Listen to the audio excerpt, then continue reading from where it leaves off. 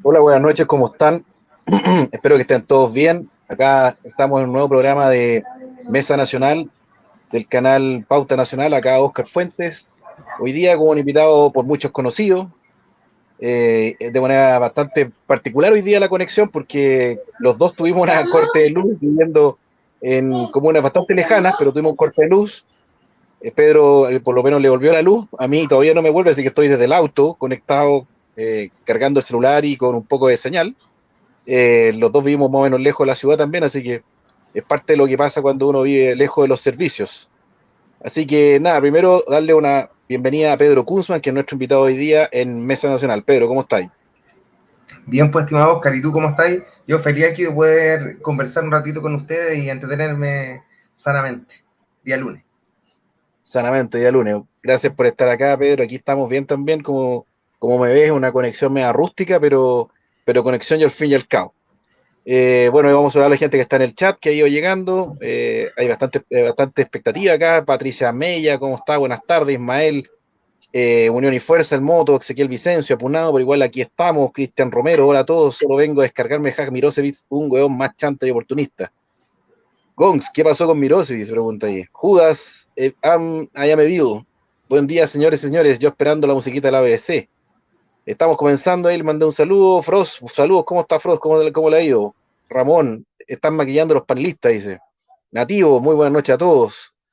José Solís, llegué temprano esta vez. Gustavo Bueno pregunta. Frost, Gustavo Bueno pregunta rápida. Pedro Kunzman vio y escuchó el programa de La Trinchera con Frost. Jabal Gen 77, hola, hola. Y así, Rodrigo Poblete, Tatiana Monroy, Bombito, Cris, Jorge Sánchez, etcétera. Un saludo a todos los que estén presentes. Y bueno, vamos a partir, como siempre partimos con los invitados de la Mesa Nacional, que como todos saben es una conversación relajada, es como si estuviéramos en una parrilla comiendo choripanes, nada muy denso, nada muy profundo, sino conocer en persona a los líderes de este nicho. Y uno de los líderes más conocidos de este nicho es don Pedro Kunzman. ¿Quién es Pedro Kunzman? Si nos puede contar quién es, más que una descripción, quién es. ¿Quién es Pedro para que no lo conozca? Para quien no lo conozca, usted es conocido en el nicho, pero póngase en el caso que nadie lo conozca y usted tenga que presentarse. ¿Quién es Pedro? Justo antes que todo, Oscar, gracias por la oportunidad de poder conversar aquí relajadamente, porque normalmente las entrevistas son bien cuadradas, pero curiosamente a mí me acomodan más las entrevistas cuadradas que las entrevistas distendidas. De hecho, creo que la peor entrevista que he tenido fue en la Radio Cero, creo que era Radio Cero o Radioactiva, creo, en una de las dos, donde me preguntaron cuestiones personales y respondí pésimo. Si ustedes buscan esa entrevista, me preguntaban qué música me gustaba, cuál era mi pasatiempo, si había fumado marihuana, y todas esas cosas las respondí mal, así se notaba muy empaquetado, porque no estoy acostumbrado a hacerlo, así que voy a tratar de relajarme aquí lo más posible y tratar de contarle un poquitito de cómo ha sido el cuento. A ver, para el que no me conozca, mi nombre es Pedro Pablo Kunzman Pérez, eh, tengo 36 años, llevo 4, casi 5 años metido haciendo patria, en el regreso a la idea nacionalista.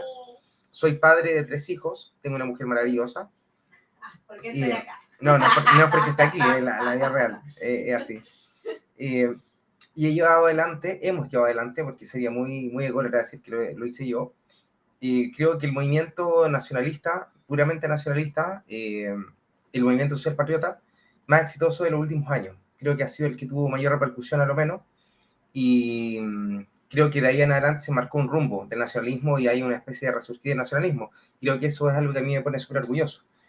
Cosas interesantes, salieron libros del movimiento, obras de teatro, columnas muy seguido. Creo que de hecho este año apareció más en los diarios que cuando estaba de jefe el nacionalismo. Así que creo que ha sido un bonito viaje, sin perjuicio, que estoy claro que es súper poco tiempo, que llevamos, súper poco tiempo. Y asimismo creo que el camino que tenemos que llevar es hacia a la búsqueda de la toma del poder. Y creo que por ahí va la cosa. Así que eso un poquitito. Y soy licenciado en Ciencias Jurídicas. Me tienen que entregar el título ahora pronto, espero. Así que, bien, eso. Eso sería. No sé si les interesa, para los que les interesa el tema académica, soy diplomado en criminología, en politología y en normativa del adulto mayor y ley de responsabilidad penal adolescente. Si a alguien le interesa todo el tema jurídico, que en realidad no tiene mucha importancia, pero nos falta el que pregunta. La última parte no la escuché muy bien, no sé si el problema soy yo de conexión o es Pedro el que está con problema de conexión a internet, no sé quién nos puede decir. No sé si me escucháis tú bien, Pedro. Yo te escucho perfecto, Oscar, perfecto. ¿Me escucháis bien? Ahí A ver, va. voy a sacar la cámara. Dale, no te escucho perfecto, creo que soy tú, estimado Oscar.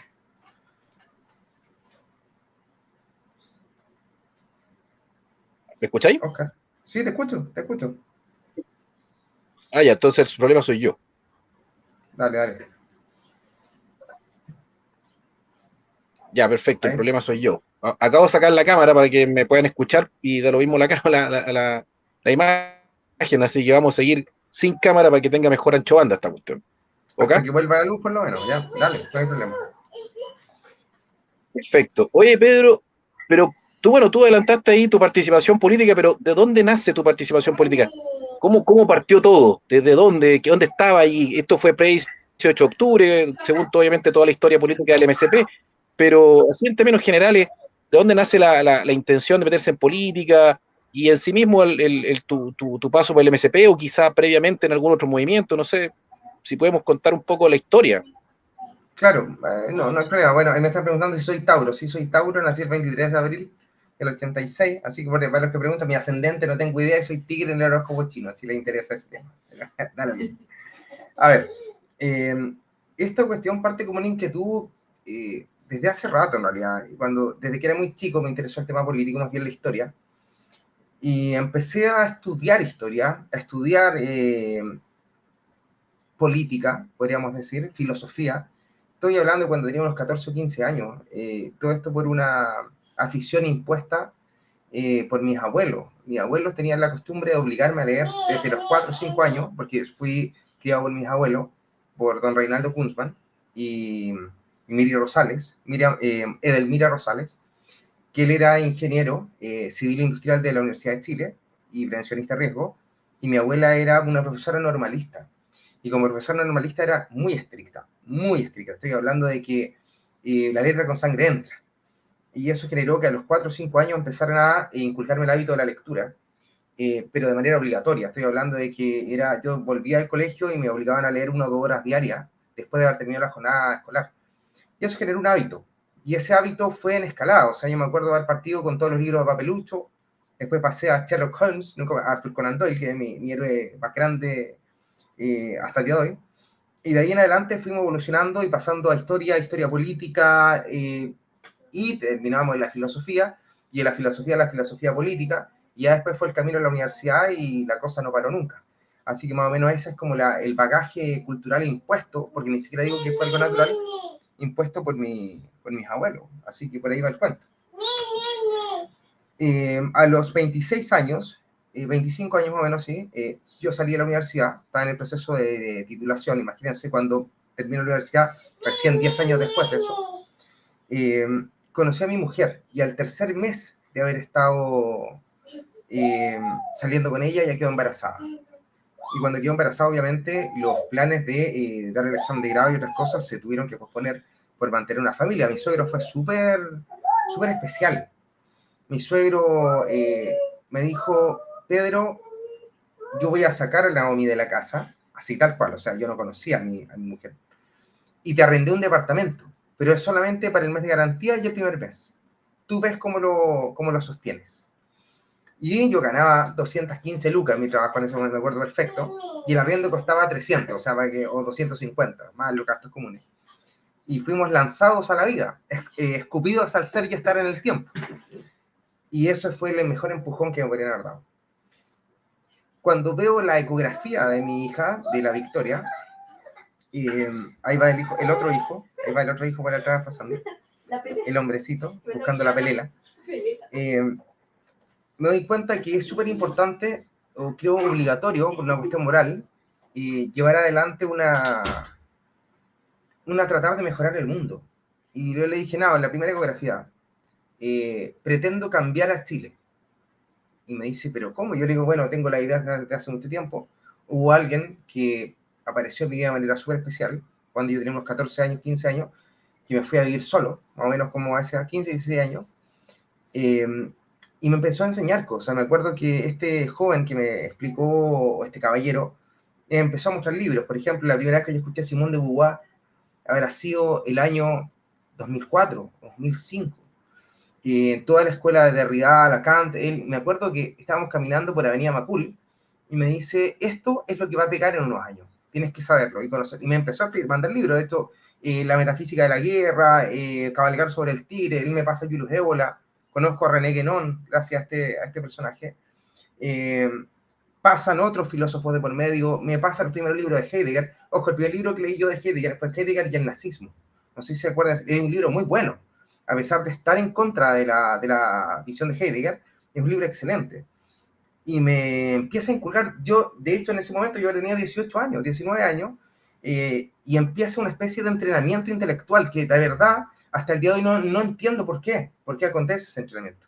Bueno, le digo a mi mujer que vamos a llevar adelante con esta idea de la filosofía estoica, Marco Aurelio, Séneca y compañía, vamos a llevar adelante un proyecto con jóvenes. Yo le dije, porque necesito un grupo de jóvenes, por lo menos unos 40 o 50.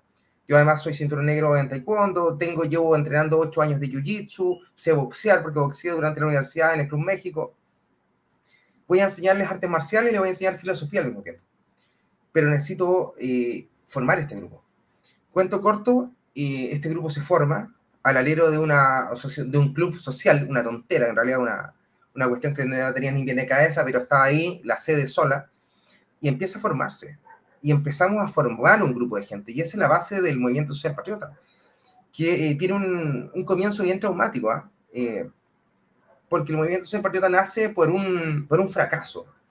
Había un cabrón que yo pensé que habíamos sacado totalmente las drogas, porque era gente escaso recursos, y a él me llama por teléfono. Yo estaba trabajando en una empresa bastante bien porque me habían puesto en una gerencia, yo siendo muy chica me habían puesto en una gerencia, y me llama y me dice, Pedro, necesito que me vengas a buscar porque me van a despedir y viene mi amigo a buscarme y me van a pasar el finiquito. Y yo no alcancé a llegar, llegué allá y ya se había ido. Y los amigos se lo habían llevado, los amigos de siempre, ¿no? Esos amigos que en realidad tienen re pocos amigos. Y llegué al club de vuelta, porque ya éramos una familia, o sea, teníamos en mi casa durmiendo 10, 15 personas en el suelo de la casa, y estábamos 24/7 entrenando juntos, leyendo filosofía, explicando la historia. Yo estaba forjando un ejército.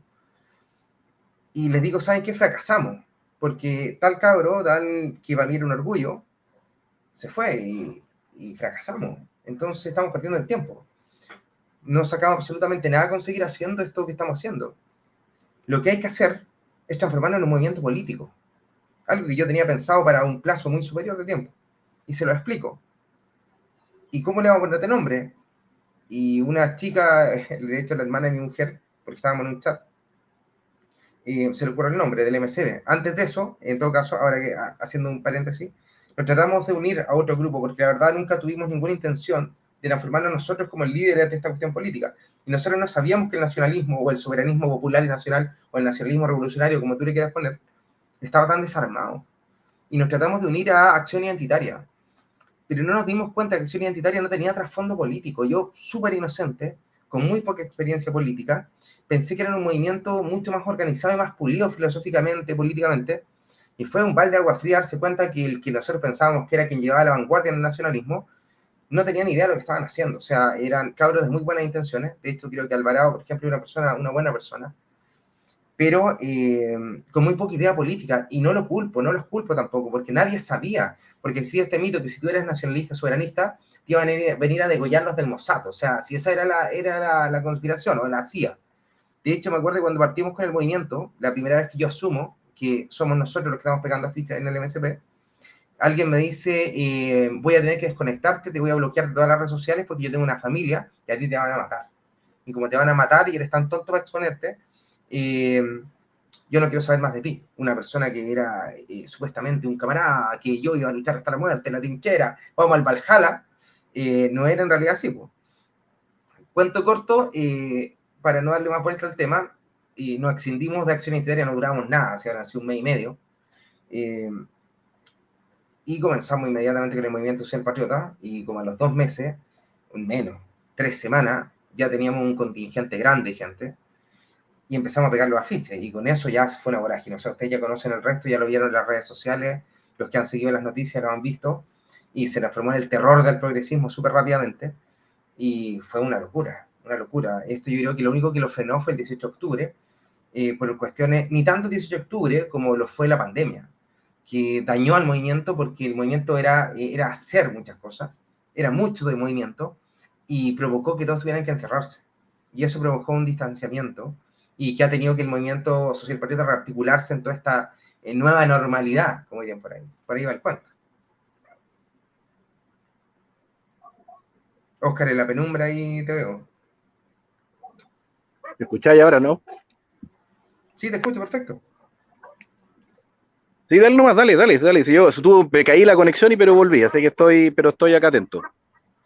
Bueno, el cuento entonces que este viaje que hace el MSP es un viaje intuitivo, no es un viaje que haya venido desde el intelecto, porque, mira, les voy a contar aquí una infidencia, ya que estamos aquí en el asado.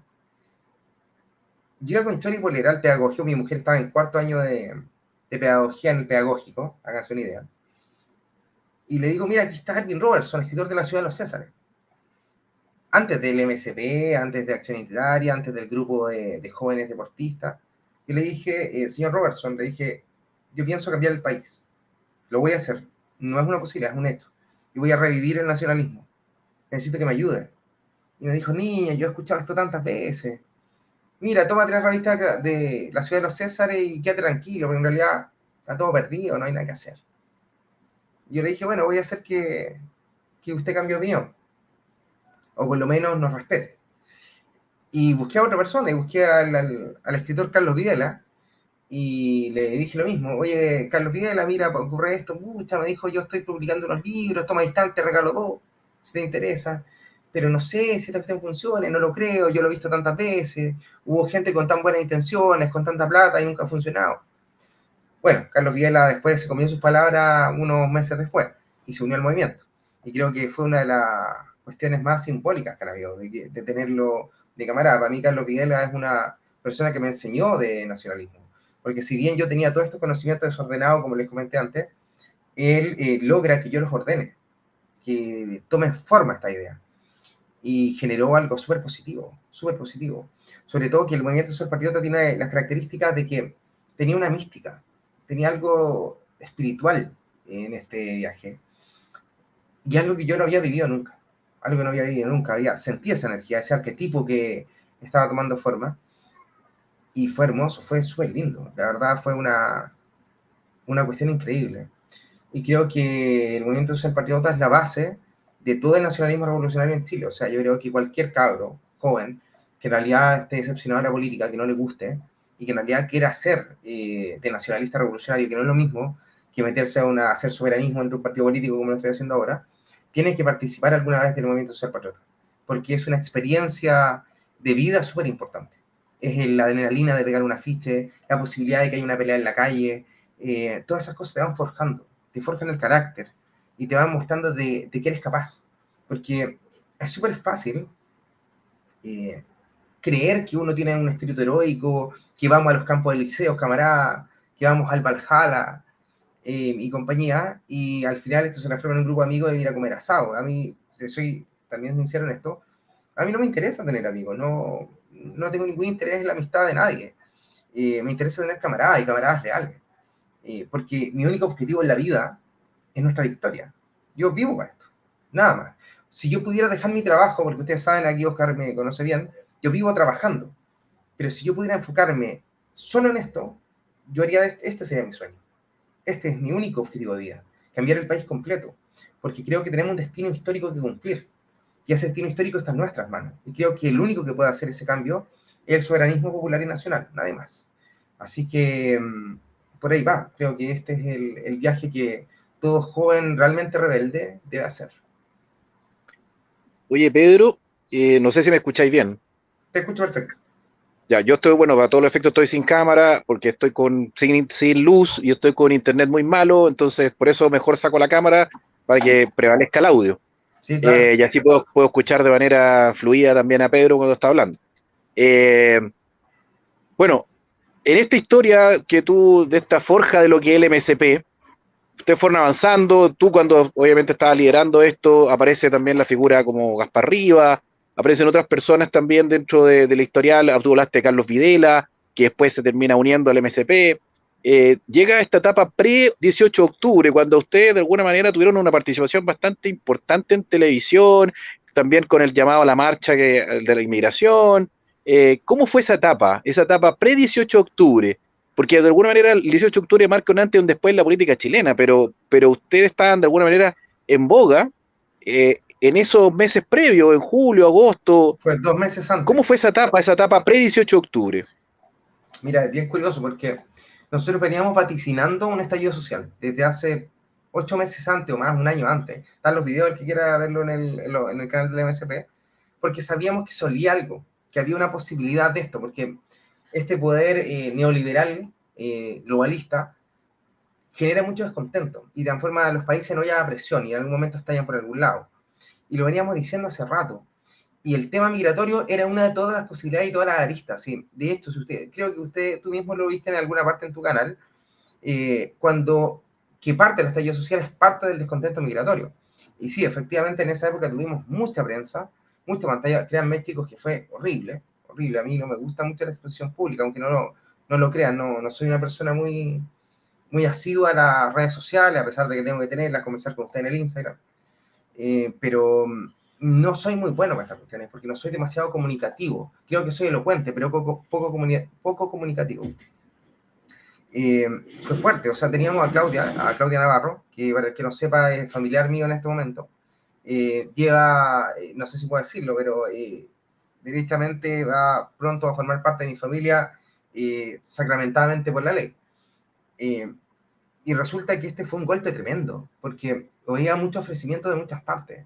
Te llamaban de todos lados para ofrecerte el oro y el moro. Yo se los comenté que te ofrecían ser panelista de televisión, que tenías que moderarte con este discurso pero seguir con el otro. Te llamaban de todos los partidos, o de varios partidos políticos, te llamaban de los diarios, al punto que yo rechacé un montón de entrevistas. Por ejemplo, ir a estos late nocturnos lo rechacé, porque encontraba que era farándula y yo no comulgo mucho con el tema de la farándula.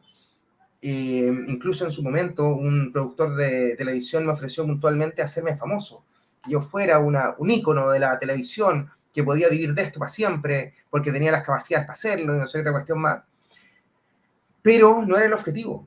Y ahí yo me acuerdo que si los comento siempre lo comento, que cuando me dicen, mira, tú puedes sentarte con nosotros aquí en el matinal y hacerte panelista estable y participar de esto. Yo le dije, mire, con todo el cariño y le doy las gracias, pero yo no quiero participar de la fiesta, quiero que se acabe. Yo no quiero comer parte del pastel, quiero patear el pastel. Yo quiero que su programa se acabe. No quiero seguir en su programa. Yo quiero, mi objetivo es que usted ya no esté en televisión. Y el productor se pone a reír y me dice, es primera vez en mi vida que me responden esto, me dijo. Pero encuentro que lo más sincero que me han dicho. Así que te lo agradezco, me dijo, mira, yo de verdad creo que lo encuentro impresionante. Porque más encima fuimos trending topic 4 días. Por supuesto, revisaron todo mi historial de académico, social, familiar, vieron mis conexiones, las causas que ya había llevado. Imagínense cómo es esa locura, o sea, amenazaron hasta a mi hija de 4 años, amenazaron con matarla, para que se hagan una idea, a una niñita, una guaguita, y eso era lo que teníamos que vivir a diario. Y creo que hay gente que no soporta la presión, y mucha gente no la soportó. En esos tiempos llegó Gaspar Rivas, y se transformó también en un pilar, en alguna medida, porque él tenía exposición, era un exdiputado, le daba en alguna medida seriedad. Este no era una pandilla de locos, sino que era gente que estaba dispuesta a llevar adelante un proyecto político. Y lamentablemente vino el estallido social y después la pandemia, y eso debilitó, yo creo que no solo al movimiento, sino que generó la política nacional completa. Porque yo dudo que haya alguien que pueda volver a reunir las cantidades de gente pre-18 de octubre hoy. Yo creo que en unos años más sí se va, pero hoy día la cosa es difícil, difícil. y después el 18 de octubre, o durante el 18 de octubre. ¿Qué significó el 18 de octubre en tu camino político, Pedro? En el camino político tuyo y obviamente en el MSP, porque estabas muy relacionado con el MSP en ese tiempo. Ahí, obviamente, el 18 de octubre significa la aparición de nuevas personas, nuevos grupos, movimientos, personas que también comienzan a ejercer un liderazgo en lo que se conoce como fachósfera, los empiezan a confundir a ustedes con la fachósfera. ¿Qué significa el 18 de octubre? No tanto de lo que le pasó a Chile, sino que a tu camino político y en lo que tú estabas haciendo. A ver, sí, en realidad creo que ese fue un golpe negativo, además que el estallido social como tal. Recuerdo que estábamos en la oficina y Carlos Videla me dice, aquí hay dos posibilidades, o te unes al estallido social o te sales del estallido social. Si tú no te haces parte del estallido social, estás validando el neoliberalismo y estás validando esencialmente todo lo que nosotros combatimos. Somos nacionalistas revolucionarios, no somos gente de derecha. Y me llaman por teléfono ese mismo día y me dicen, Pedro, te ofrezco ser el líder de los chalecos amarillos, pasarte la cantidad de plata que necesites para que te vuelvas diputado o lo que tú quieras. Este es un cheque en blanco. Y la plata viene desde Estados Unidos. No se olviden de lo que les estoy diciendo. Pero tienes que volverte el líder de este tema. Y te vamos a levantar para poder detener la insurrección golpista antidemocrática. Y yo le respondo con el espíritu nacional revolucionario. Le respondí, nosotros somos parte de esta revuelta, nosotros la incitamos, colgamos muñecos, hicimos marchas contra la inmigración, reclamamos contra la casta política, nosotros somos parte de este estallido. Y el 20 de octubre nos hicimos parte en la calle, por supuesto no hubo ningún problema, porque esto no estaba politizado de ninguna forma, y a pesar de que la gente se olvida y funda todo, la gente cerebro mosquito, digo Alexis López, no entiende, porque no entiende cómo se configuraron los hechos, lo ve como una conspiración marxista, sin entender cómo realmente se gestó, porque no estaba ahí, porque estaban tan asustados que estaban todos metidos en su casa. Nosotros estábamos en todas las calles. El MSP salió en todo Chile a hacerse parte de la revuelta social. Nosotros mismos, yo estaba en ese momento viviendo en Buin, y salíamos a la calle con mi mujer a protestar, así tal cual, porque era lo que nosotros queríamos. Nosotros fuimos los que fuimos a hinchar a aguas andinas en Buin. Nosotros fuimos a hinchar a Enel. Nosotros éramos los que estábamos molestando ahí porque justamente fue la destrucción del desgarro del tejido social lo que se estaba reclamando. Que después hayan aparecido personajes de izquierda progresista a tratar de llevar esta batuta fue por la estupidez de la derecha, no por otro motivo. Me acuerdo que cuando me ofrecieron esto, yo les dije, mire, me imagino que aquí está metido Cast y compañía, pero si ustedes se ponen en contra de la revuelta social, lo que van a hacer es entregarle todo el monopolio del descontento a la izquierda progre. Dicho y hecho, porque ellos, como son reaccionarios, no tienen proyecto político la derecha, se paró al otro lado. Que nosotros somos los garantes del orden, sin entender ni siquiera cuáles eran los problemas, sin entender el desastre que había quedado con el sistema neoliberal impuesto a nivel social, a nivel espiritual, incluso a nivel económico en los tiempos que ya corrían. Recordemos que después de los años 90 o mediados de los 90, los commodities a la baja, el país ya empieza con los endeudamientos y vivimos esta falsa estabilidad a punta de pedirle al Fondo Monetario Internacional. Y ellos fueron los que provocaron esta cuestión. Y ahí aparecen los Sebastián Izquierdo, gente que no es muy racional, y aparece toda esta fachósfera, y lamentablemente nos confunden con ellos, pero la verdad nosotros no tenemos absolutamente nada que ver con ellos. Y creo que eso está patente, o sea, desde los Johannes Kaiser, desde los Cripto, los Sebastián Izquierdo, toda esta gente aparece a defender, a ser el perro faldero de esta élite gobernante, que es la fronda. O sea, estos tipos que han gobernado el país desde tiempo inmemorial, ni siquiera voy a decir desde la independencia, porque es desde antes, siempre tienen perros que los salen a defender. Y estos gallos funcionaron como ese escudo, pues los más tontos de la camada, que salen ahí a creer que están luchando contra un marxismo inventado. Es gente que la verdad no... A mí me da pena, le tengo mucha pena a esa gente. Creo que al único que no le tengo pena a Alexis López, a ese le tengo rabia, porque él sabía cómo era el cuento, y a pesar de eso prefirió irse con las lucas que le está dando la derecha. Esa es la realidad. Ahora que esté en otro camino es otro cuento. Ah, no, Paralelo ni siquiera lo nombro, no, creo que ni siquiera existe ese personaje. Lo digo por el chat ahí. Oye, y bueno, obviamente que genera un punto de inflexión, pero así todos lo siguen. o sea, tú has visto esos estudios sobre el postfascismo de este autor, este anarquista que escribe en El Mostrador y siempre los mete en el mundo relacionado con José Antonio Caz, hasta con el Team Patriota, y te nombran a ti, po. Tú estás como cabeza visible. eh, ¿Cómo tú puedes explicar en simple, pero bien en simple, eh, que no tienen ningún tipo de relación con esa fachófera, más allá de obviamente de que tú dices que son los perros falderos de la fronda, o en términos fácticos, pero en el fondo, ¿cuál es la diferencia más sustantiva para poder decir, oiga, no me mezclen con ese grupo, más allá de algún principio doctrinario, en bien simple? ¿Cómo lo podría ir? Es Julio Cortés, exactamente, ahí me están soplando en el chat, que escribe Julio Cortés, que escribe y siempre te está citando a ti. A ver, primero nosotros no pedimos depósito. O sea, el deposite no caos no se aplica a nosotros. Creo que eso es lo más importante. Eso es como la base, esa es la primera diferencia. Y el resto de diferencia es que entendemos la política de otra forma. Julio Cortés, efectivamente, que es la persona que siempre me está citando, siempre me está poniendo ahí en la palestra, está haciendo lo mismo que se hizo en la Segunda Internacional, que es juntar todos los enemigos en un solo bloque, una cuestión que es muy lógica. Ellos saben que el verdadero peligro está en el nacionalismo revolucionario, porque la gente no va a aprender nunca con Kast, nunca. Nunca va a aprender con las ideas de la derecha, ni con el Cabezón Chalper, ni con ninguno de los otros personajes, no va a aprender jamás, porque no está en el ADN chileno, pero en la figura del roto chileno, de una espiritualidad conjunta, el arraigo a la tierra, el amor a la nación, a la familia, a la identidad nacional, sí va a aprender.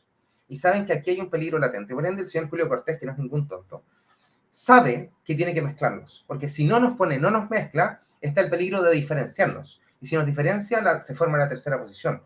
Por ahí va el cuento. Además que tenemos forma de ver el mundo de manera distinta. O sea, cuando te aparece un gallo diciendo que esto es una conspiración de los antifa, de que en realidad pedían plata en la esquina, no para tomar, sino que para poder financiar una revolución internacional, estos gallos no se ponen de acuerdo, ni siquiera para una tomatera, para que se hagan una idea, porque nosotros los conocemos de cerca. Es que no está entendiendo el problema. No sabe cuál es el origen, el génesis. Si no entiendes de dónde viene este problema, de dónde sale el polvorín para que se encienda el estallido social, y otro cuento. Recordemos que esta revolución pingüina del 2001-2004 ya estaba tratando de encender el polvorín, pero no se había llenado tanto como para que esta cuestión estallara. La izquierda siempre estuvo tirando fosforito, siempre tiraba el fósforo, a ver si esta cuestión estallaba. Y nosotros también tiramos el fósforo, a ver si el polvorín se prendía. Y efectivamente, gente de izquierda es la que logra hacer estallar esta cuestión. Pero no significa que ellos sean los gestores. Y es algo que no van a entender nunca los de la derecha, porque necesitan esta figura del amigo enemigo malentendida, en la cual aspiran a que tiene que ser el marxismo. Si no es el marxismo, no puede ser que nosotros hayamos cometido tantos errores. En el fondo hay súper poca autocrítica de lo que se hizo en los últimos 30 años. O sea, cuando uno entiende qué es lo que hizo Jaime Guzmán contra Chile, no puedes entender el estallido social. Si no te das cuenta que hubo una atomización extrema, una individualización extrema, una eliminación del espíritu nacional, una eliminación del Estado como forjador de nación, en vez de entenderlo, que vas a ser un administrador del sistema económico, que son cuestiones distintas, no puedes entender el estallido social. Si no leíste a Mario Góngora, si no entendiste el existencialismo heideggeriano, no el de la escuela francesa de los 60, si no entendiste cómo funciona el sistema económico global, si no entiendes lo que es globalismo, si no entiendes lo que es la finanza, no puedes interpretar correctamente el estallido. Y si sigues la cara de los años 70, que resulta que es Maduro el que mandó gente para que conspirara contra Chile, porque los aires revolucionarios, no puedes comprender la realidad, por tanto no te puedes proyectar en el tiempo. No te puedes proyectar en el tiempo. Entonces ahí está la gran figura, creo que eso es lo que yo les puedo explicar. Nosotros coincidimos, hablo con los nacionalistas revolucionarios, coinciden y coincidimos con este diagnóstico del que el país fue desgarrado por un sistema neoliberal, desgarrado, destruido. Pero la solución es lo que nosotros no coincidimos con la izquierda clásica, ¿ya? Ni siquiera con la izquierda patriótica. El progresismo es una extinción del neoliberalismo, es neoliberalismo cultural, ya no es marxismo cultural. Si yo se lo dije a Laje, en su momento cuando vino a Chile, yo fui y hablé con él. Dije a Agustín, le dije, pero tú no hablas ni de la finanza internacional, ni de la influencia de los tanque de pensamiento, y tampoco hablas de la influencia de George Soros, ni de que fue el Banco Santander el primero que hizo charlas de LGTB en España, tampoco hablas de cómo la izquierda posmoderna no tiene absolutamente nada del etos izquierdista proletario original de los años 20, 30, 40, 50 hasta el 70, y le das un cariz el cual no corresponde. Y él me dijo, bueno, lo que pasa es que son cosas que tenemos que ir estudiando, pero esto es izquierda igual, y sacan ese libro mugroso de la nueva izquierda, que es muy malo, muy mal documentado, con muchas mentiras, y termina confundiendo a la gente de derecha. Les da un segundo aire a esta gente de derecha para creer cuestiones tan tontas como la revolución molecular disipada.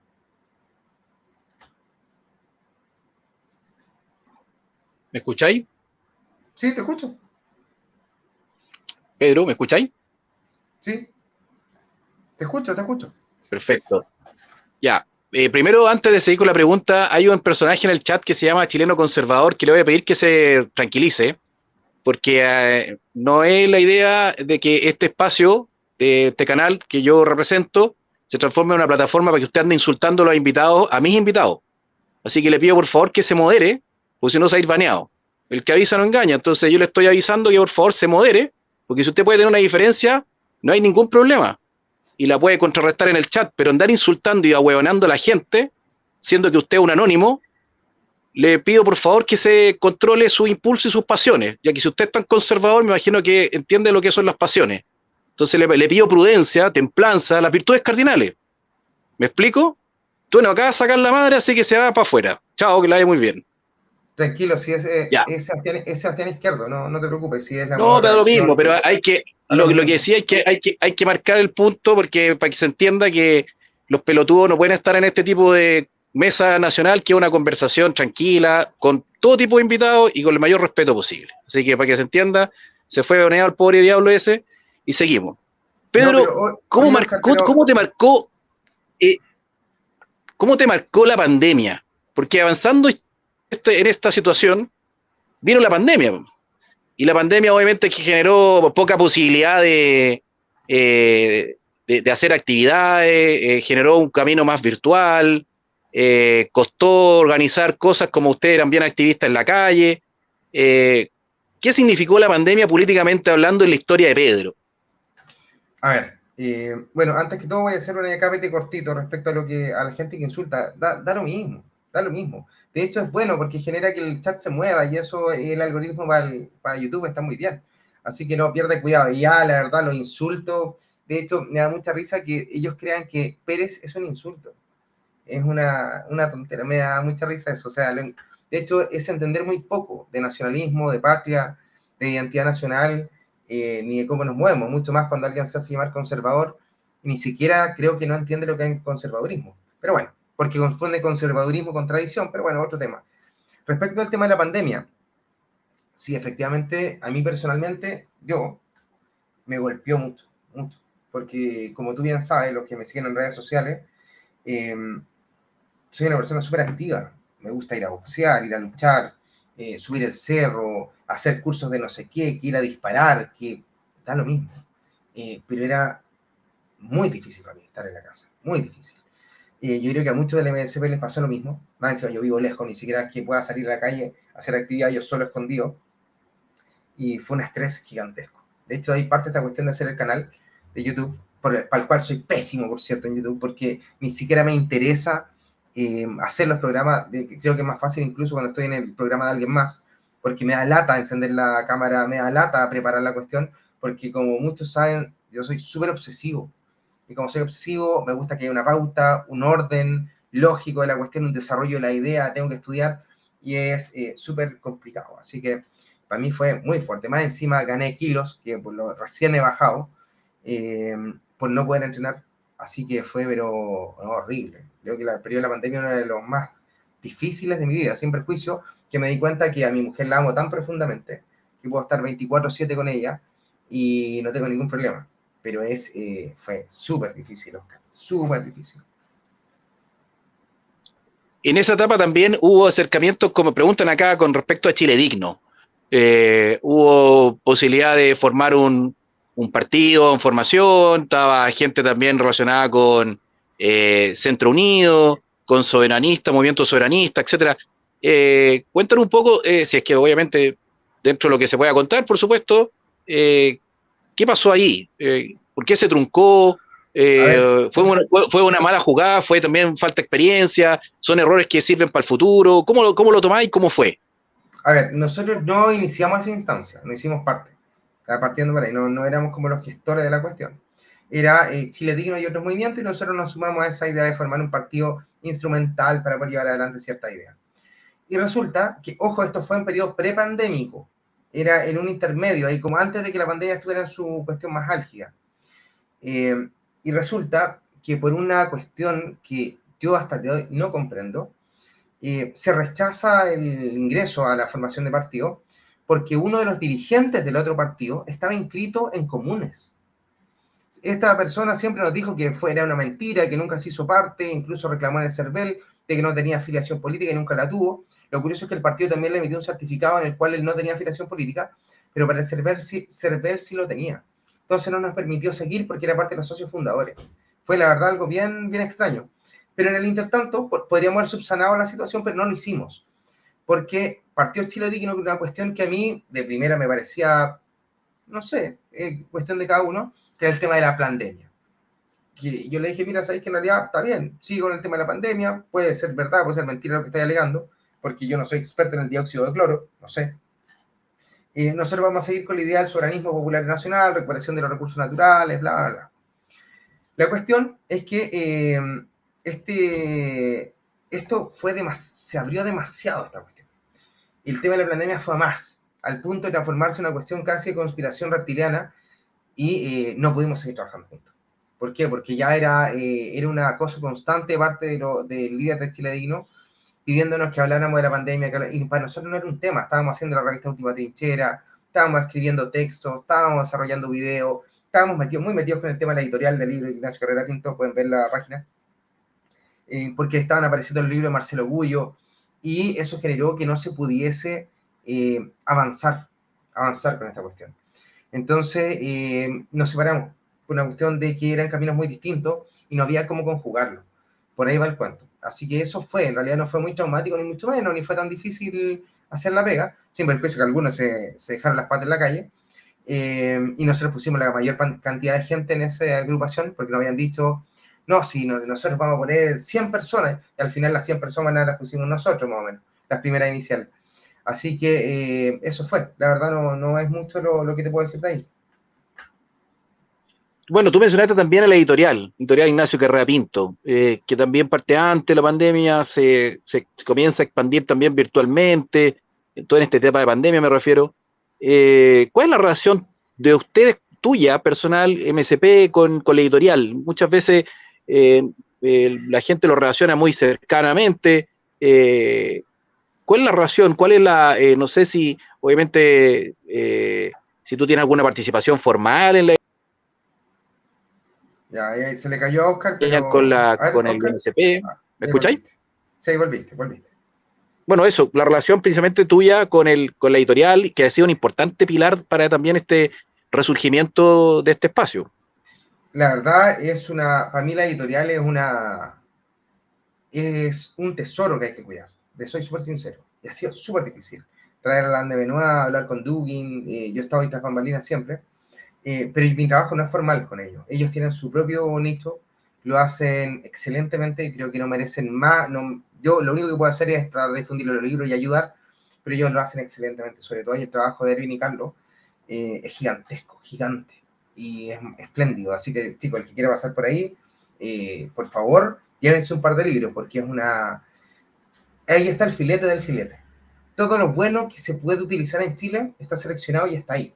O sea, actualmente hay 50 libros y esos 50 libros no hay ninguno el cual esté ahí porque sí. Todo representa algo dentro de la necesidad de la nación. Es decir, la editorial viene a darle los fundamentos, los pilares a la idea del MSP y al nacionalismo revolucionario en general. Entonces, creo que sin la editorial no sería lo mismo lo que está aconteciendo. O sea, cómo se ha permeado la idea nacionalista en todos los partidos políticos, cómo se ha permeado dentro de toda la política formal e informal, es en una gran medida al MSP y a la editorial.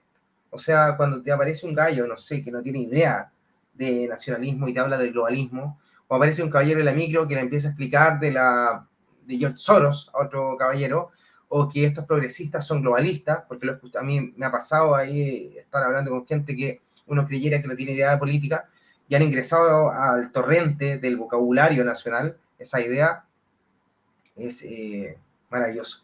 De verdad, para mí es un sueño cumplido la editorial Ignacio Guerrero Pinto.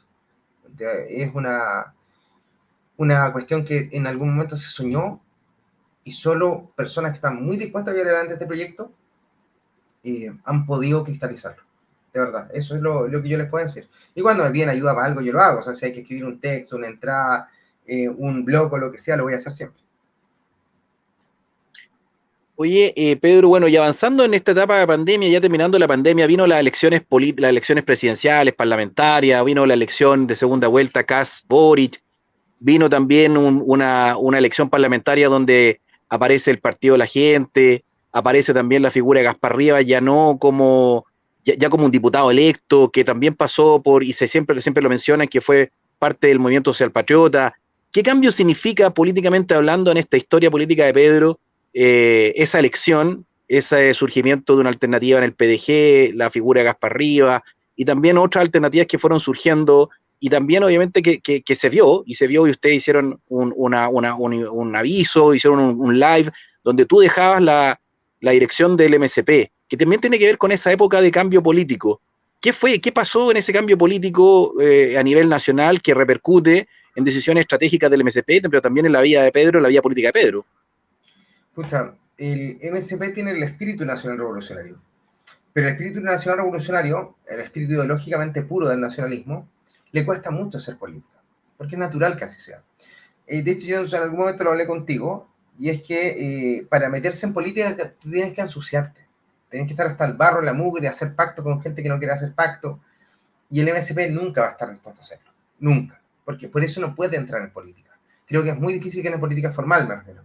Siempre va a estar ahí como una denuncia, como un peligro para el enemigo, una serie de cuestiones más, pero no puede hacerlo porque es algo que destruye los ideales, entrar en política. Como sea esta situación, yo les digo, o sea, o nosotros seguimos eternamente en este satélite de la política como nacionalistas puros, o hacemos un cambio. Y en ese cambio tengo que partir yo.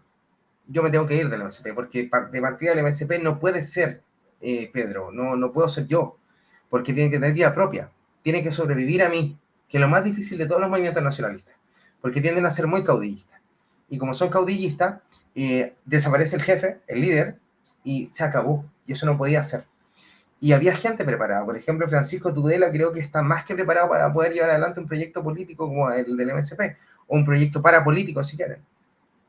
Y parto y me salgo. Me habían llamado muchas veces que me metiera al PDG, porque el PDG tenía un trasfondo político, pero era más bien de intenciones, es decir, queremos cambiar Chile por tal y tal motivo, estamos enojados por esto, pero no tenían un cómo.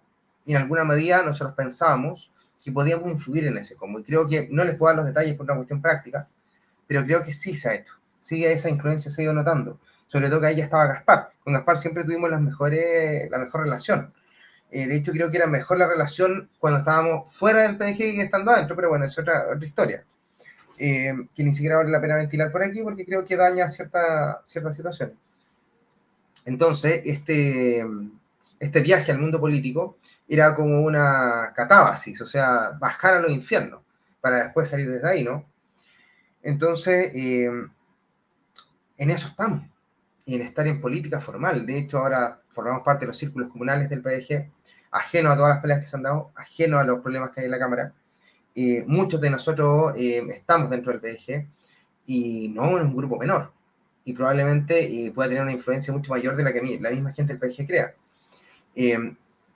¿Por qué? Porque somos muchos. Somos muchos. O sea, los que crean que el nacionalismo revolucionario son dos gatos están súper equivocados. Súper equivocados. Hay una cantidad de gente importante, tiene un apoyo grande. El tema es que todavía está esta figura de que hay que mantenerse oculto porque seguimos siendo los marginados, ¿no? Aquellos que están fuera del binomio político, por tanto son enemigos de todo el mundo. Entonces ese efecto creo que se va a notar en las próximas elecciones, eso espero.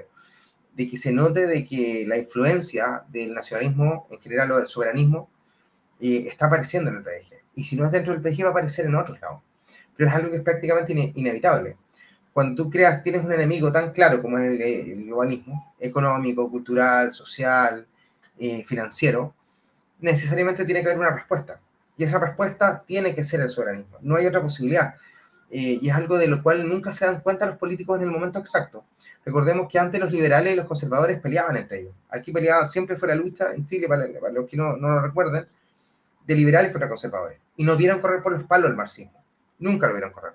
Y cuando se fusionan para pelear contra el marxismo ya estaba más adelante. Y cuando llega el momento de estar ordenadito de los 80 de marxismo, contra el marxismo se desaparece y pierden sus enemigos. Y es lo que les pasa. La derecha tiende a ser una gallina descabezada, reaccionaria y con muy poca idea de política. Por tanto, lo que va a decantar va a ser en esta idea soberanista contra globalista, porque es algo que es muy natural y que ya en Europa se está notando mucho más que acá. De hecho, es más, es súper curioso que haya gente que todavía no sepa qué es Putin, porque en este concierto global no notan qué está haciendo, no entienden la idea del mundo multipolar. De hecho, me llega mucho mensaje siempre: ustedes apoyan a Dugin, que es un comunista. Es entender muy poco de lo que está pasando. Y es leerlo con una clave equivocada. Es como tener una piedra roseta que lee otra cosa. Entonces, recordemos que la piedra roseta sirve para poder descifrar los jeroglifos, porque estaban del griego a los jeroglifos, y el griego era legible. Pero imagínense, ustedes tuvieran una piedra roseta equivocada, en la cual dice cosas equivocadas. Obviamente tu resultado, tu interpretación va a ser equivocada. Y es lo que le pasa a la derecha, que termina dándose cuenta después de todo, después de toda la situación, y siempre termina offside. Y es como lo que está pasando acá. Oye, y Pedro, y hoy, bueno, también, paréntesis, tú también tuviste una experiencia política electoral, fuiste Claro. candidato. ¿Cómo fue esa experiencia? ¿Cómo te arrepentiste? ¿Es un aprendizaje? No, lo que pasa es que nosotros estábamos en pleno periodo de pandemia, sin poder salir. Así de sencillo, o sea, en el momento donde estaban cerradas las posibilidades de salir a la calle. Por tanto, nosotros no podíamos hacer propaganda en ninguna clase. Me inscribí como independiente. Y no piensen que aquí el que ganó la elección en la isla de Maipa ganó con 3.900 votos. O sea, es así un padroncito, chiquitito. Para saber cómo se hacía y de qué se trataba. Más que todo porque yo tenía un problema directo con Adasme, que era el alcalde de acá, y quería ir a un debate con Adasme. Me inscribo, porque era bien fácil encontrar las firmas, la verdad, porque aquí creo que se requerían 45 firmas, era así como el monto mínimo para poder encontrarla, y la encontré aquí entre los vecinos. Y nunca hicimos propaganda, o sea, nosotros tuvimos 12 afiches, 12 carteles, y nuestra inversión, según Cervel, fueron 300.000 pesos, y eso fue lo que invertimos, entre 300 y 400, imagínate. Mientras que el alcalde que ganó con 3.900 votos, 4.000 votos, invirtió 120 millones de pesos. Entonces, la verdad, nosotros nunca lo hicimos con ánimo de ganar. Es decir, era imposible ganar esa elección. Lo que había que hacer era esencialmente aprender de ello. Y aprendimos muy bien. Y de hecho, ahora entiendo cómo funciona la política por dentro. Sirvió para hacerme conocido dentro de la comuna, sirvió para que hablar con los concejales, tengo una relación bastante directa con el alcalde actual. Y fue una bonita experiencia, la verdad. A pesar de que no hice nada, creo que salí 2 veces con los chicos, con algunos camaradas que lograron escaparse en pandemia, a repartir un par de volantes y hasta luego. Eso es todo lo que hicimos. O sea, la verdad creo que para político, para ser político de calle hay que tener harta pasta y es difícil hacerlo. Ahí cerrando, Pedro, y vuelvo a pedir la disculpa al caso que estoy sin cámara, porque para los que están integrándose o los que se han olvidado ya de lo que mencioné, estoy con un corte de luz en mi casa y estoy conectado con la conexión de internet del celular, y por lo tanto la señal no es muy buena, y por lo tanto desconecto la cámara para que fluya más la voz que la imagen. Y Pedro, ¿en qué está ahí? ¿En qué está ahí hoy? ¿Y cuál es el Pedro que viene? ¿Cuál es el Pedro? ¿En qué estáis pensando para mediano o corto mediano plazo, y quizás para largo plazo? ¿Cuál es tu proyección? Ahí ahora se acaba de hablar, se está hablando de un nuevo acuerdo, un acuerdo constituyente. Tú hablaste de la posición del MSP y tuya para lo que fue el 18 de octubre. Ahora hubo un plebiscito de salida, ustedes fueron por el rechazo, ahora se está llegando a un acuerdo por un nuevo proceso constituyente. ¿Cómo se viene, tú ahora que estás muy relacionado con el PDG, ¿En qué está Pedro para el futuro en este contexto de nuevo proceso constituyente, de gobierno Gabriel Boric, de situación post 4 de septiembre, de plebiscito salida, etcétera? A ver, nosotros para el que no sepa, bueno, está la revista, están todos los fundamentos ahí escritos en la página del Movimiento Social, pero también. Nosotros estuvimos siempre en contra de la ley 21.200, que es la ley que habilita el proceso constituyente, que es otra cosa que una reforma constitucional, pero que está limitada, y que esencialmente permitía hacer cambios, pero cambios que siempre iban a ser contrarios al bienestar de Chile. Por tanto, nosotros votamos por abstenernos, no hacernos parte, anular, en el primer plebiscito. Y en el de salida, rechazo, porque obviamente lo que hicieron fue un bodrio. Eso como muy grande rasgo. Respecto a lo que tú comentas, de la apertura de un nuevo proceso constituyente, es algo obvio, porque la constitución actual está, no sé si está en su lecho de muerte, pero las leyes, para los que no sepan, son un poco como los libros del mal muerto, los libros de la Biblia, que tú no puedes quemarlos ni destruirlos, sino que los entierras y van desapareciendo por el paso del tiempo nomás. La constitución de los 80 cumplió su función, pero ha quedado muy corta, sobre todo en el tema de decidirse en dónde está, porque tú no puedes servir a dos señores, o sea, es una mezcla de conservadurismo y liberalismo que actualmente no es viable. Entonces, claramente se requiere un cambio constitucional, nosotros lo hemos dicho siempre. De hecho, en la constitución del 80, si se regiera tal cual, no cabe un nacionalismo dentro de la constitución del 80, porque es esencialmente antinacionalista. Entonces, yo sí creo que hay que hacer un cambio, sin perjuicio que creo que no es el momento, por la situación que se está dando, y que esto debiese haberse elegido a través de un plebiscito de entrada, un nuevo plebiscito de entrada. Pero bueno, así las cosas, la verdad no he pensado mucho cuál es la función política que voy a hacer, pero yo creo que voy a empezar a dar un salto a política formal, siendo que yo la he rechazado siempre. Pero estoy súper cansado de ver candidatos muy mal preparados, de que exista gente que trata de llevar la idea nacionalista y lo hace mal, o hace el ridículo. Estoy cansado de trabajar para otros, de no tomarme seriamente esta cuestión, y creo que llega el momento de tratar de tomar decisiones, y esa toma de decisiones va a ser necesariamente en decantar en un camino político. Yo no sé si tu pregunta solamente es de que yo me vaya a tirar a constituyente, no lo sé, quizás sí, no lo sé. O eventualmente una candidatura a diputado, no lo sé, si se da lo voy a hacer. Y lo mismo si en algún momento se da una candidatura para ser presidente de la República, voy a hacer lo mismo. No tengo ninguna empacho en decirles que ya mi postura ha cambiado, a pesar de que yo detesto la política formal. Creo que es necesario que se tomen ciertas decisiones de manera más madura, creo que estoy más viejo. Y podemos lograrlo si lo hacemos entre todos, hacer cosas de verdad, no una de estos saludos a la bandera que me tienen cansado. Así que creo que por ahí va el cuento. Y el PDG, curiosamente, me está abriendo las puertas súper bien. De hecho, tengo un debate dentro del PDG sobre seguridad.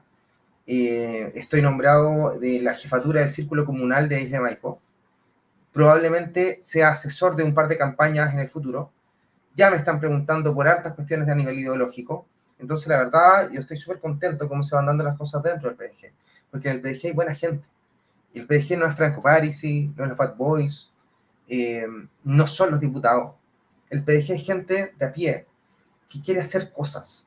Y cuando tú le vas ordenando un poquitito la película, empieza a aflorar ese espíritu soberano. De hecho, el otro día me emocioné harto porque me invitaron a un círculo comunal en Peñaflor.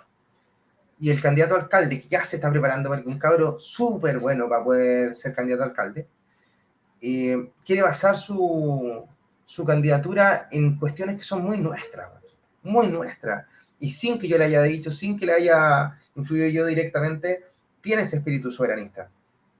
Y pucha, ¿yo qué más puedo hacer que ayudarlo? De tratar de enfocarlo, de darle ánimo, de darle fuerza, y que a su vez yo haga lo mismo conmigo, porque de verdad creo que es súper importante que los soberanistas, los nacionalistas, tomemos un puesto y decidamos una vez por todas llevar adelante un proyecto serio, que es algo que ha faltado durante el último año. Y ha sido por una cuestión, no porque no queramos, sino porque no sabíamos. Antes del MSP había muy poco de lo cual agarrarse, muy poco. Estaba la revista Ciudad de los Césares, habían textos difusos, obviamente están desde los textos Jaime Izaguirre para adelante, Alberto Edward, todo lo que tú quieras, pero no había una idea de cómo conjugar esta cuestión. Había mucho fetichismo con ideología extranjera, y eso se ha ido limpiando. Y se han forjado generaciones de nacionalistas nuevos, de personas que creen en los proyectos de insubordinación fundante, insubordinación y desarrollo, como diría Marcelo Cubillo. Entonces, creo que es un bonito momento para el nacionalismo y en unos años más se va a notar mucho. Se va a notar mucho. Y si no es en el PDG, porque capaz que en algún momento alguien diga, no, saben que en el PDG somos todos liberales y tienes que irte, yo me voy a ir y el proyecto social va a seguir incólume y dice que vamos a rescatar a un montón de gente para poder llevar un proyecto político viable. Cuando les digo viable, yo creo que tirar una candidatura a presidente de la República no es descabellado pensarlo de aquí a unos 8 años. No creo que sea mucho tiempo. Y podríamos hacerlo incluso ganar. Y el peligro sería ganar, porque una vez que ganemos, tenemos que hacerlo bien. Tiene que ser el mejor gobierno de la historia de Chile. Y para eso requerimos gente. Requerimos personas para poder rellenar los ministerios, que tengan el espíritu nacionalista e idealista. Requerimos un proyecto claro, requerimos libros, requerimos ríos de tinta. Y es algo que se tiene que trabajar, por eso tienen que estar todos.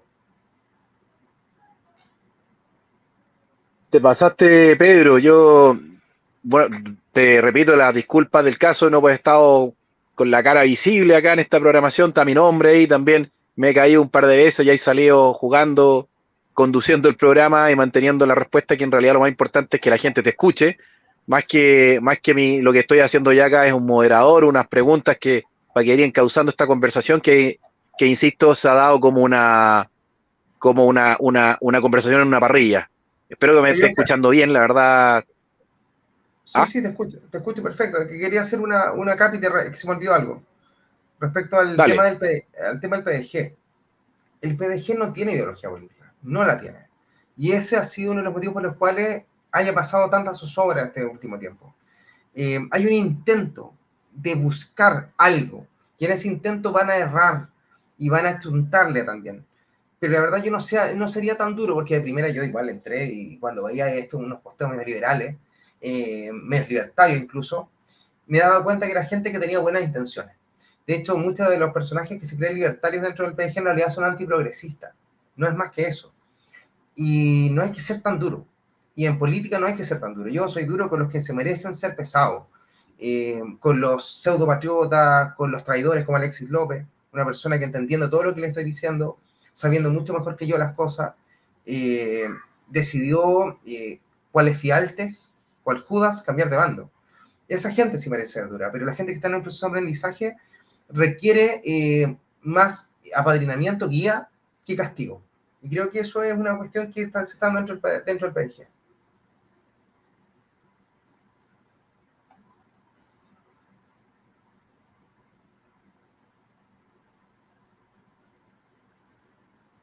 Ahí Oscar cambiando la cámara. Pero bueno, como les comento, ahí alguien dice que es atrápalo todo PDG. No es atrápalo todo, es una respuesta, un intento de respuesta. Es como querer nadar y estás braceando, tratando de no ahogarte en un mar político, pero no sabes cómo. Y por eso no hay que ser duro. Es como cuando un niñito chico empieza a caminar. Es como que yo dijera, mira, el cabro estúpido no sabe caminar. Claramente no sabe caminar. Está en un proceso de aprendizaje y se va a tropezar, va a caer de cara, se va a raspar las rodillas. Y va a haber dos posibilidades. O camina o no aprende a caminar nunca. O nada o se ahoga. Y ese es el proceso que está viviendo el PDG. Así que creo que hay que verlo en las próximas elecciones. Y recordemos lo que dice la encuesta, que no es menor, que la intención de voto está mayoritariamente en el PDG, porque ha sonado mucho, y es algo que eso me lo enseñó Carlos Videla. A veces no importa que la gente te conozca para mal, basta con que te conozca, y en el PDG ha pasado un poco, ¿vale? Y también es súper importante lo que va a pasar con Franco Parisi, que es un tema creo que es aparte completo.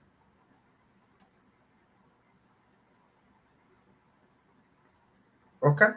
¿Me escucháis ahí, Pedro? Sí, te escucho perfecto. Hay algunas otras preguntas que están pidiendo ahí la gente del chat que quiere si las puede responder. No sé si las puede ahí, ¿hay visto? Más arriba, Cari me había dicho, había dejado una pregunta con respecto a la democracia. Frost No también las vi, preguntaba si van a pregunta ver, nomás. la estoy buscando acá. ¿Usted qué opina de la democracia liberal? ¿Y debería cambiarse el sistema a un futuro nacionalista en un futuro nacionalista? A ver, voy a ser bien claro aquí porque me imagino que no va a aparecer ningún posteo después en TikTok con lo que yo he dicho, así que voy a decirlo nomás. La democracia liberal parlamentaria es una expresión del liberalismo. y el liberalismo en todas sus variantes es nocivo contra las naciones. Chile requiere un sistema político a su medida, propio de la nación chilena, sin ninguna inspiración extranjera, más que el ser y estar de Chile. Así que sí, creo que no existe una posibilidad de conjugar la democracia liberal parlamentaria como la conocemos hoy en día con el nacionalismo, si esa es la pregunta. Y con respecto a las candidaturas presidenciales del PDG, una figura como Parisi, candidato presidencial, pero también una figura como Carter. A ver, yo se los voy a contar aquí, esto es un cagüín, así que para que sepan. El PDG tiene muy poca relación con Franco Parisi y con los Bad Boys, muy poca. No, de hecho, yo les diría que incluso hasta hace poco se están acercando. Aunque ustedes no lo crean, influye muy poco. Y cada vez que dice algo, los líderes del PDG dicen, oye, ¿qué tenéis que venir a meter si no estáis viendo ni en Chile? Esa es la realidad. Uno lo ve afuera así como el líder del PDG, no, Franco Parisi, la verdad, corta y pincha bien poco, bien poco. Y que él sea candidato, yo no sé si él pueda ser candidato, porque ya se está tramitando la ley anti-Parisi. Y la ley anti-Parisi, que partió en marzo, dice que nadie que no tenga residencia en los últimos 4 años puede candidatearse en Chile a la residencia. Por tanto, lo más probable es que no lo sea. Respecto a Carter, es una cuestión que está imponiendo ahí Franco, porque a Franco es muy buen apostador, porque el inversionista es un muy buen apostador, y está apostando a quién puede sacar más votos. Yo digo que por ahí va el cuento. Pero la verdad no creo que se dé, porque la visión de la gente del PDG de Carter es muy mala, muy mala. Recordemos que él partió con el tema migratorio, que el sello migrante era progre, ahora ya no, no tiene las cuestiones muy claras, y la verdad, si Franco Parisi sale a decir, votemos todos por Carter, veo muy difícil que voten por Carter, muy difícil. No es como uno lo ve desde afuera. Ahí te preguntan Frost pregunta con respecto a la figura de Juan Domingo Perón. ¿Qué es lo que pregunta? ¿No? A ver si podemos adoptar la idea de Juan Domingo Perón. Está preguntando, Sí, dice, ¿podemos adoptar la idea de Juan Domingo Perón? Dice, de alguna manera, porque una alternativa entre como tercera vía, pues no sé si por ahí va la pregunta. sí, no, sí, no. Porque si yo vengo a adoptar una idea del extranjero, estoy haciendo lo mismo que los liberales y lo mismo que los comunistas. Y lo mismo que los progresistas. Chile requiere respuestas para Chile. Si bien uno podría inspirarse en ciertas cuestiones, ciertos principios generales, ok, se pueden tomar. Pero yo no puedo querer replicar una situación que es propia de los años 50 en Argentina, en el Chile del 2022. Por tanto, no puedo. Es como en algún momento hay alguien que yo aprecio mucho que me hablaba siempre del singapurismo. Yo no puedo adoptar ideas de Singapur, que es una pléyade de islas, un archipiélago, que esencialmente se dedica a la venta de petróleo de barcos que pasan para llegar a América, como una idea política en Chile. Chile tiene su propia respuesta, tiene sus propios problemas y los requiere. Ese es yo creo que es la mejor respuesta que le puede dar un soberanista, un nacionalista. Por eso hay tantos tipos de nacionalismo, porque cada uno le otorga su respuesta propia. Esa es la idea del ser y estar en el tiempo. Ni siquiera es solamente el ser y estar. Porque si fuera solo el ser y estar, yo podría dar las respuestas que daba José Miguel Carrera. Pero si le agrego el factor del tiempo, requiero actualizarla a la época actual. Y si diera solo el tiempo, yo podría traer la idea de respuesta de Noruega y aplicarla en Chile. Pero requiero el ser, el estar, el aquí, el ahora y la cuestión temporal. Así que sí, hay cosas que se pueden tomar, ok, pero no es la respuesta al peronismo para Chile.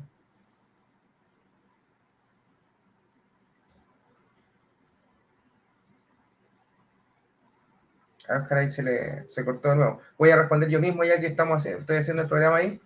Dicen, París y el PDG me recuerdan al poema de Rapón con usura.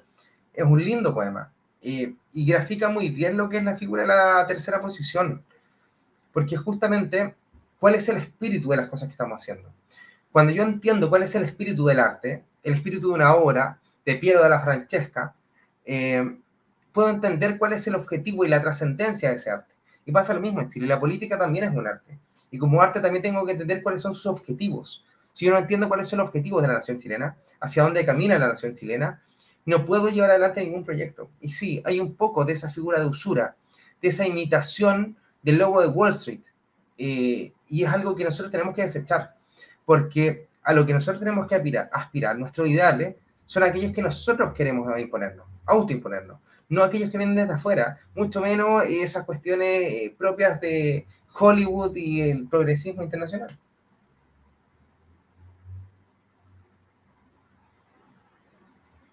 A ver, voy a seguir leyendo las preguntas ya que Oscar interrúmpame cuando estés por ahí. Capítulo favorito, Rick and Morty, puta, te podría decir Pick and Rick. Pedro, deporte favorito, actualmente en el boxeo, pero creo que mi favorito es la MMA, pero ahora le estoy metiendo mucho al boxeo. Pintor favorito, Goya, sin duda. Pedro, ¿te gustaría participar del congreso que organizará Oscar Fuentes? Por supuesto que me gustaría estar en el congreso de Oscar Fuentes. Pedro, Wagner versus Bad Bunny, Wagner, sin duda. ¿Y por qué Wagner? Es un programa que hice hace unos días atrás y ha tenido bastante repercusión, siendo que ya lo había hecho en otro canal. Y es porque Wagner representa el Totalenkunst, que es el arte total. Y eso es justamente nacionalismo, como tal. Es el arte completo, en su máxima expresión, que lo conjuga todo. La lírica, el teatro, la música, y se transforma en una sola obra. Y ese arte popular wagneriano, que Wagner lo ve como un espíritu del folk, como una parte del folkitsch, lo representa en sus obras. ¿Y por qué tiene que ser total? Porque el nacionalismo también es total. Y ese es el paralelo. Wagner ha sido vilipendiado, sobre todo con la operación Sinsonte, búsquenle un ojo por ahí, porque representa y busca revelar el espíritu del pueblo. Y algo que el nacionalismo tiene como labor también, a través de una expresión artística. ¿Y por qué lo pongo en contrario a Bad Bunny? Porque Bad Bunny representa el desarraigo del pueblo. Es el despedazar la nación, y hacer una sociedad única y global, sin arraigos de ninguna clase, donde este personaje puede ser todo y puede ser nada, y es amparado por los grandes grupos de poder. Y esos grandes grupos de poder influyen en los niños, influyen en la nación, incluso en el desarrollo de los pueblos. No podría, por ejemplo, existir un Bad Bunny si no hubiese existido un Daddy Yankee. Y no podría existir Daddy Yankee si no hubiese sido por el precursor anterior a él. Y Daddy Yankee a su vez es padre de todo lo que es la cultura neoliberal, que es Marcianeque, Pailita, Jordan 23, que se visten como si vivieran en el Bronx. Y se visten incluso con ropa que dice Chicago. O sea, ¿qué más arquetípico que eso? Entonces, ¿cómo yo me puedo poner a través de la música clásica? Lo ideal es que fuese la música clásica nacional, que también creo que es la base de todo esto, pero en este caso Wagner representa la música clásica de Occidente, y de no este Occidente corrupto pro LGTB, sino este Occidente clásico ligado primero a Grecia, y que a nosotros nos continúa por Hispania, y después a Chile directamente. Creo que por ahí es este viaje que hay que realizar. Lo estoy leyendo. Oscar, por favor, interrúmpeme porque tú eres el dueño del programa y estoy salvando la situación nomás. ¿Has leído a Gustavo Bueno? Poco, muy poco, pero he visto sus conferencias completas. Y me parece increíble, creo que es un tremendo aporte. Sobre todo esta cuestión de la izquierda indefinida, que es, pero brillante. Hay que iniciar por la teoría del cierre categorial. Aquí alguien me comenta el Gesamtkunstwerk, exactamente, que es este arte completo. Perón como figura, no como resultado, no fue nefasto, nos falta un conductor, no sienta Chile que está abandonado, sin un pater familia. Oye, qué curiosa tu pregunta. Yo ayer le dije a mi papá, con mi papá tengo siempre problemas, pero no problemas que peleamos, ni mucho menos, sino que problemas de visión de las cosas. Yo le dije, sin un pater familia, alguien que hace de padre de la familia, que es un eje central, hay desorden completo. Y en Chile justamente falta ese pater familia. Sin perjuicio de que Carlos Videla me porfía, me dice, no, me dice Pedro, Chile no requiere un pater familia. ¿Por qué no requiere un pater familia? Porque aquí gobierna el peso de la noche. Y yo digo, y justamente ese peso de la noche, que se ha desvanecido, que es la figura del Estado impersonal, de Diego Portales, es la que nos trae el desastre que hay hoy en día. Entonces quizás sí requerimos esa figura del conductor. Pero esa figura del conductor, en una gran medida, tiene que representar al pueblo, tiene que ser del pueblo, tiene que sentir como el pueblo, tiene que sufrir como el pueblo. Cuando digo el pueblo, lo digo en su totalidad, por ende debe representar la totalidad de esa nación chilena. Y es difícil encontrarlo. Pero si no nace por espontaneidad, tiene que forjarse. Los líderes se forman también. Pensemos que Alejandro Magno no hubiese sido nada sin que lo haya formado Aristóteles, o sin que haya tenido la mejor educación en estrategia militar, o eventualmente no podría existir Hércules sin un Filotete, o eventualmente ningún líder podría forjarse si no es con todo ese pasado que lo guía y lo anexa, y lo hace el último fruto maduro de la propia patria, como dice el Cid Campeón, ¿no? Que lo explica muy bien cuando comenta que España da sus frutos más maduros, da su mejor aire y late de la mejor forma cuando aparece el Cid. Porque en el fondo es el final de una consecución de cosas ese liderazgo. No es algo que nosotros podamos simplemente desarraigar y traerlo como una figura que quiere encumbrarse porque se siente Napoleón Bonaparte, sino que es la madurez de todo un viaje. Y eso es lo difícil de hacer. Podríamos forjarlo con escuelas de formación y todo lo que se quiera, sí, pero eso va a ser post la aparición de ese ser genial. Yo creo en esto, no voy a decir avatares y arquetipos, para tomarlo de la manera más junguiana, que salva a las naciones, porque son la expresión máxima de un pueblo que quiere prevalecer, que quiere existir, que tiene que está en busca de esa autenticidad. Y creo que es algo que en lo cual estamos al día en Chile. Oscar, ¿estás por ahí o no? A ver, yo sigo leyendo los comentarios hasta que aparezca Oscar. ¿Qué hace con los inmigrantes pseudo-legales? Y mi tema lo que hace es los liberales. Aunque lo que está haciendo Macron saca una norma ahora que dice que todo inmigrante, a pesar de que esté legalizado, que cometa delito debe expulsarse. Muy sencillo. Se van nomás. Y se acabó. No hay ninguna diferencia. Usted comete cualquier error y se va. Y cuando digo se va, lo echamos con un buen viaje a su país de origen. Al resto lo sacamos a todos. O sea, caminando por el desierto si no tenemos los recursos. Él verá cómo lo hace. No es problema nuestro. Falta elevar el verdadero arte. Ve el video de Santiago Armesilla, pero voy a echarle más ojo a Santiago Armesilla. Me gusta, sin perjuicio que obviamente no comulgo con muchas cosas, pero lo voy a ver más. Falta elevar el verdadero arte. La música y la literatura, dice Ismael, que eleve el espíritu patrio de la nación y la acción. A través de ello llegar a todos. Sí, pero la pregunta es antes si es el huevo o la gallina. Si es el Estado el que crea esa situación virtuosa para la nación, o la situación virtuosa crea el Estado. Y creo que es algo que tenemos que darnos, que tiene que darse de manera paralela. Pero quiero leer a Alain de Benoit. ¿Recomienda en qué orden en cuál libro empezar? Proceso al liberalismo. Para mí es una maravilla de libro. Creo que es el manual para agarrar cualquier liberal y ponerlo en su lugar. Partan con ese proceso al liberalismo. Está en la editorial Ignacio Carrera Pinto, es un libro de 10.000 pesos, muy no sé cuánto exactamente, pero es muy barato y les va a cambiar la visión de las cosas. Alain de Benoit es un grande, la verdad, un grande. Grande Pailita, carajo, hijo ilustre de mi región. Bueno, imagínate que tiene que ser Pailita el hijo ilustre de una región, en vez de que sea un artista, una persona que ha aportado algo a la nación chilena. O sea, y eso que Pailita el menos malo. ¿Qué es Chile? Es algo que no podemos contestar. Mira, Píndaro decía, ni por mar ni por tierra llegaremos a la tierra de los hiperbóreos. La tierra del hiperbóreo no es un lugar donde son todos rubios y son transparentes, no es una cuestión esotérica. Es que hay cuestiones que son propias del espíritu. Y esas cuestiones propias del espíritu no tienen respuesta. Yo no puedo encontrar el espíritu de Chile. Nadie puede definir lo que es Chile, sino que más que sintiéndolo. Porque si yo busco el espíritu de Chile, voy a tener que caer necesariamente en una cuestión racionalista. Yo puedo medir Chile, puedo ver cuál es el alto, el largo, la cantidad de personas, la cantidad de músicos, la cantidad de empresas. Pero yo no puedo encontrar lo que es Chile, porque no puedo definir el espíritu de Chile. Y justamente es una visión platónica, en la cual yo tengo que dividir lo racional de lo irracional y darle una característica. De hecho, es más, es la categorización aristotélica. Y las naciones no pueden hacer eso, porque son un fluir y refluir constante. Nadie se baña dos veces en el mismo río, ¿no? Eso decían los presocráticos, y algo que no se entiende. Y Chile es el constante cambio, es el constante movimiento. No es una esencia de algo, no es algo que sea inmutable, pero sí es dirigible, igual que un río. Entonces creo que buscar el espíritu de Chile es algo muy ambicioso, que es algo fructífero en el viaje, pero que no tiene resultados prácticos. No sé si me explico en ese viaje, porque me lo han preguntado otras veces y lo estuve pensando el otro día, esta respuesta. El oro del Rin es la constitución de Chile actual.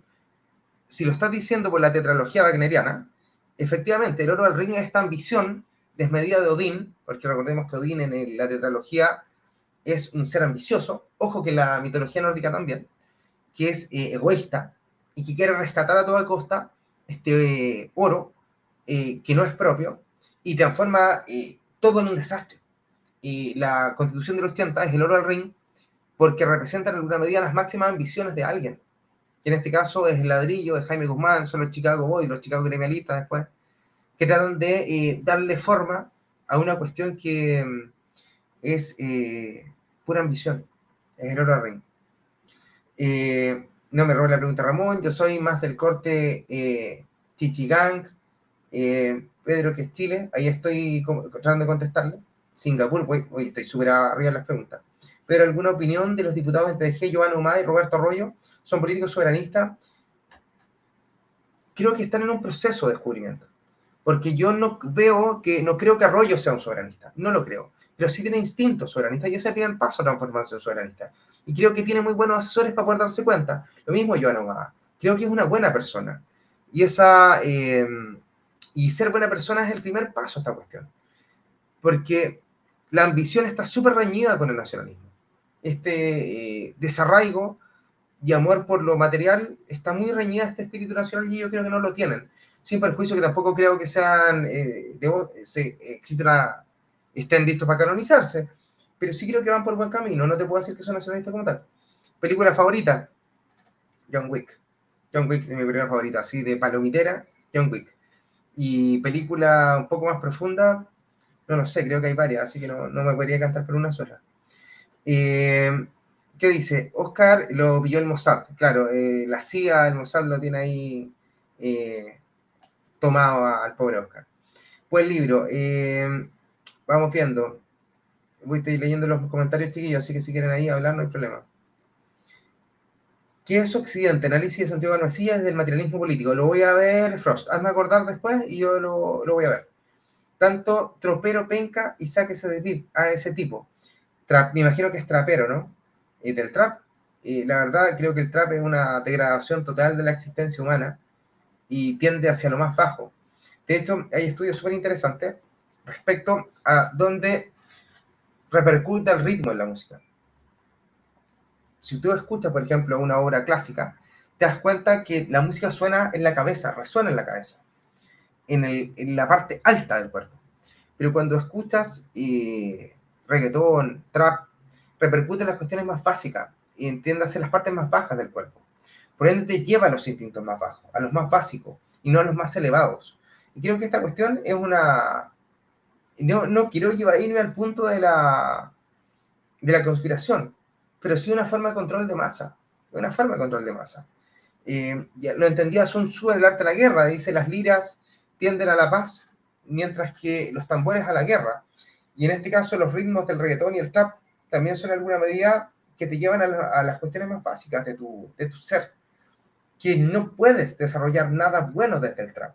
Cuando alguien está diciendo te pego en el mazo, ponte no sé cómo y yo hago no sé qué, cuando lo que se busca es Gucci, andar con ropa Gucci o andar vestido Balenciaga, después de todo lo que podríamos hablar de Balenciaga, es una muestra de que el liberalismo ha entrado en su máxima desarrollo a nivel cultural. Es que ha degradado a tal nivel la existencia humana que ha destruido la existencia del ser. Oscar, ahora sí, te doy el pase.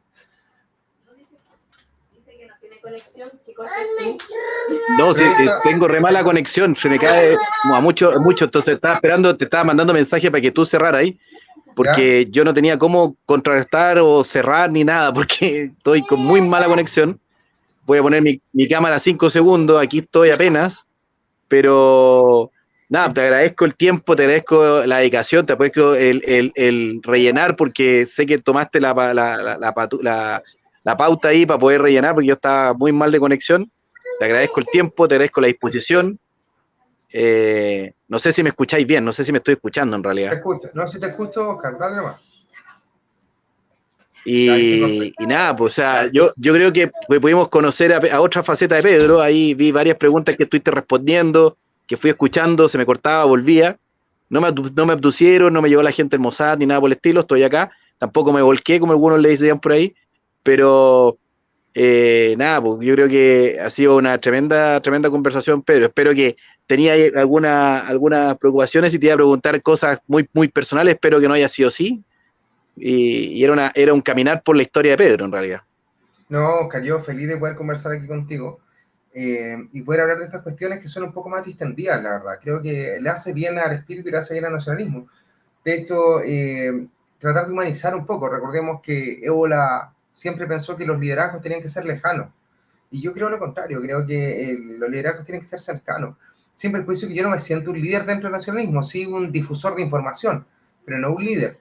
Creo que los liderazgos tienen otras características. Yo espero quizá algún día llegar a hacerlo, pero creo que hoy día no tengo las facultades. Espero que eso llegue a hacer eso. Y antes de cerrar, porque ahí me llamó la atención ese... Mira, se fue Oscar, voy a cerrar yo entonces. Ya, cierro yo porque ahí que me están llegando los mensajes de los chicos. Me pregunta, la última pregunta, hay una pregunta que me había interesado. Deme un segundito y la contesto y cierro, porque Oscar ahí ya está out. Me dicen, ¿cuál es tu anime favorito? Y puede que sea una tontera, pero sí, yo veo, ustedes saben, los que me siguen en redes sociales, ahí, pues, síganme en el Instagram, se van a entretener porque les muestro un poquitito las cosas que voy haciendo. Mi anime favorito, y siempre estoy viendo anime, porque la animación japonesa es una cuestión interesante, sobre todo que representa el espíritu japonés más clásico, no todos, obviamente, y no este espíritu japonés decadente de hombres que no quieren ni siquiera tener hijos, o sea, esa es la cuestión. Si me preguntas a mí, creo que mi anime favorito es Death Note, a pesar de que suene muy mainstream, porque es una cuestión de una lucha filosófica sobre la justicia, y sobre qué es la justicia. Y hay un viaje que uno hace con esos animes. Para el que no sepa, véalo, porque en algún momento uno apoya a uno y después con el paso de los años apoya a otro, porque entiende el viaje que hacemos los seres humanos, el viaje interior. Y el viaje nacionalista es muy parecido a ese viaje interior, que a su vez es el viaje del héroe, el cual necesariamente tiene que rechazar su labor, tiene que encontrar un maestro, tiene que prepararse, tiene que enfrentar al mal y después volver al origen. Y creo que eso es lo que estamos haciendo con Nacionalistas y lo hacen ustedes también con nosotros. Con todos los que estamos aquí un poquito más expuestos, también hacen ese viaje mágico, como les dije antes, como diría Lucas Carena y Pablo Ávoli, esta catábasis a los infiernos, para poder salir airosos y volver renovados en esta lucha épica que tenemos que hacer. Es más, voy a hacer un directo pronto sobre el Quijote, y sobre cómo se enlaza al espíritu nacionalista. Así que ahí lo espero. Pedro Varo Gunson son mis redes sociales. Le agradezco un montón a Oscar. Y pucha, rico poder conversar con ustedes de esta manera tan distendida. Y aquellos que me tienen mala, no me quieren o algo por el estilo, les invito, excepto a los Sebastián Izquierdo y Alexis López, que estén cerca. Porque creo que hay cuestiones, mucho hay que conversar. Porque hay mucho de satanización respecto a lo que se ha dicho y lo que se ha hecho. Música favorita siempre va a ser el rock, sin perjuicio que creo que me canto más todos los días por música clásica, por una mala crianza de mi abuelo, que como les dije antes, que era muy estricto y solo me hacía escuchar música clásica y curiosamente lo repito con mi hijo. Así que eso, Demon Slayer, ojo, Demon Slayer es un buen anime. Damas y caballeros, muy buenas noches, les agradezco un montón, se les quiere mucho y sin ustedes, sin todos los que están aquí en el chat y los que están en mis redes sociales y los que me mandan mensajes de todas partes del mundo, porque me llegan mensajes de todos lados, de Ecuador, de México, de Colombia, yo no podría hacer esto, porque es súper desgastante. Pero hay algo que me incita, que me llama en alguna medida a moverme como un sonámbulo por un objetivo que desconozco, ni siquiera sé exactamente hacia dónde estoy caminando. Sé que hay un fin, pero estoy en ese viaje mágico junto con ustedes. Y creo que vamos a lograr este viaje, llegar a Hiperbórea, ¿no? Llegar a salir de Ilión para regresar de una vez por todas a los brazos de nuestra amada, ¿no? Porque la amada siempre es la patria. Y estamos en eso, aunque tome mucho tiempo, aunque nos encontremos con Cíclope, aunque canten las sirenas, tenemos que llegar a nuestro viaje mágico, porque para eso estamos aquí. Si no, ¿qué más, mis queridos amigos? Un abrazo enorme, cuídense mucho, se les quiere y nos vemos súper, hiper pronto. Chaito. Viva Chile.